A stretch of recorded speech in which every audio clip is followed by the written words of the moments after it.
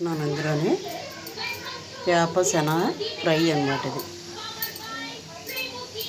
ఇందులోనే కొంచెం ఉల్లిపాయలు ఆయిల్ వేసి ఉల్లిపాయలు పచ్చిమిర్చి అల్లం పేస్ట్ ఇందులో బిర్యానీ మసాలా మ్యాజిక్ మసాలా అన్నీ వేసాను. అప్పుడు ఈ శన శుభ్రంగా మగ్గబెట్టాలి. మగ్గబెట్టినాక ఇలాగ పిడిపిలా చేసుకోవాలి. బాగా మూత పెట్టి బాగా మగ్గాలి.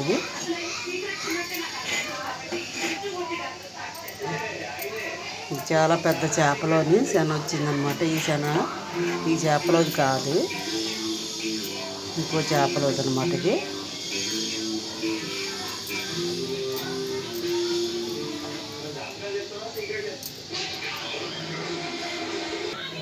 కరివేపాకు వేసుకొని బాగా ఫ్రై చేసుకోవాలి. ఇది శననే చేప శన అనమాట. ఇది ఇలా పిడిపిలా చేసుకుంటే నీసుకొంపది రాకుండా మంచి మసాలా పెట్టి అల్లం పేస్ట్ పెట్టి దీంట్లోని అన్ని పౌడర్లు జల్లుకోవాలి.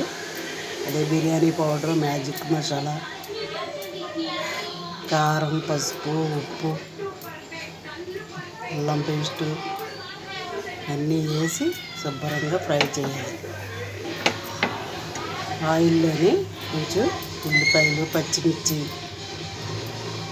అన్నీ వేసి అప్పుడు ఈ శనని శుభ్రంగా కడిగి ఫ్రై చేయాలి.